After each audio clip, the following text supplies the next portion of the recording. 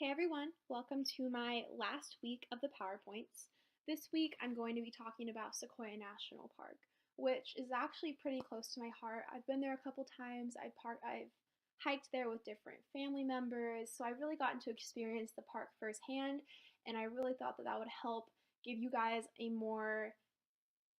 better visual of the park itself. So pretty much, I'm going to be going over the history of the park, some of its statistics involving the height of many of the mountains, the rocks, etc., park attendance, and then I'm also going to talk a little bit of the park today, and I hope you guys enjoy.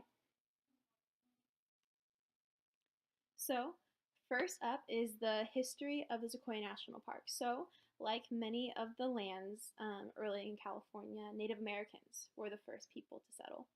And there were four different tribes within the region, and they used the land to hunt, to fish, to gather food, and they actually had a trading system. Many of the early explorers were pretty, I guess, hesitant to explore the land just because they knew it was really rugged, which I don't blame them. It's uncharted territory. They know there's Native Americans living inside the land, but really, once you go into a forest, you have the disadvantage. And so they're super hesitant until the Europeans who lived in the area in the 1850s decided that they were going to go explore the mountain range, and most of them were residents of San Joaquin Valley.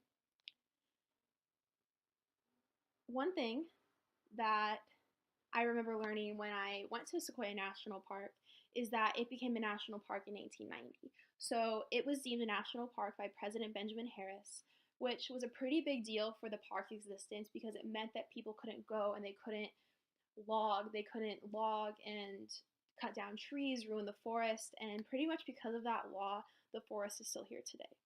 Obviously, President Harrison couldn't go and monitor the park all the time, and people obviously were upset about the rule. They couldn't go in and chop down the wood. And so they had the US Army Cavalry Group go and they watched over the park. And this was from 1891 to 1913.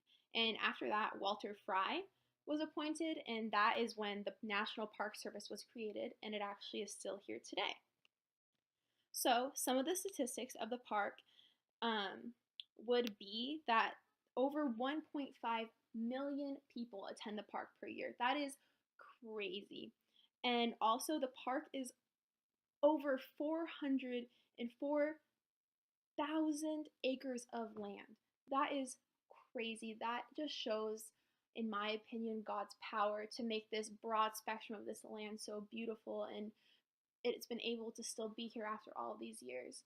When I went there, I just got to see God's glory firsthand. Obviously, I couldn't go and I couldn't go through all 404,000 acres, but from what I saw, it was magnificent. And I think that the stats are only going to keep going up because of how beautiful the land was. A different statistic is about Mount Whitney. So, most people have heard of Mount Whitney. It's a pretty common mountain, but it's definitely not common in appearance. So, the elevation comes up to 14,550 feet. It isn't just the tallest mountain in California, but it is the highest summit in the United States, which I think is pretty awesome in itself. It just gives you kind of another glimpse of how powerful God is, which I think is really awesome. So, the park today. I've been to the park. Probably some of you have been to the park. So, you can see you've seen the summit, you've seen different types, you've seen Mora Rock. And one thing that I noticed at the park when I went is that a lot of photo shoots happen there, a lot of engagement photo shoots, a lot of prom photo shoots. And I thought that was pretty cool that people are using the natural resources in their life.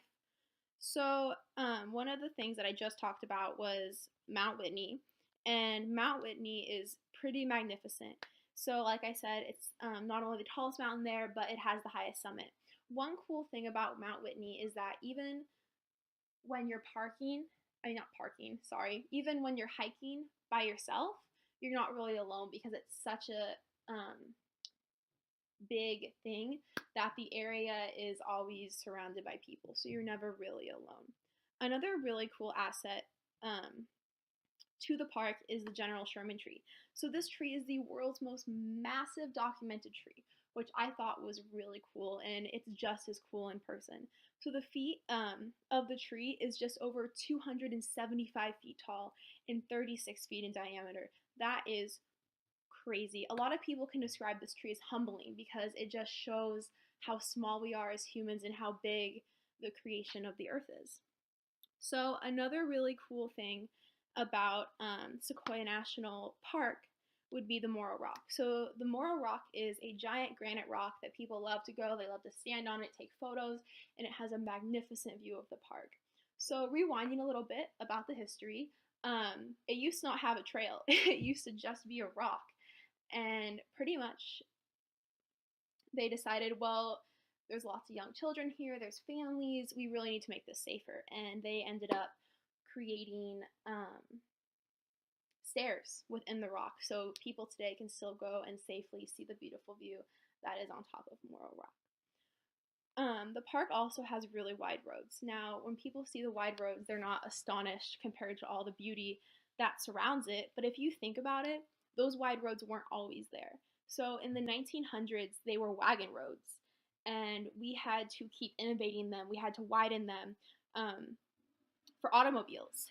And this change happened in 1926, and the innovation of this played a huge role for the park. And I think that it is just another example of California's innovation strategies because it really showcases how innovative we are as a state. We talked about this a couple weeks ago in the class about how innovative California is, and it's not just Silicon Valley, it's not just San Francisco or Los Angeles, it's even the national parks. And I think this is one of the perfect ways to showcase it.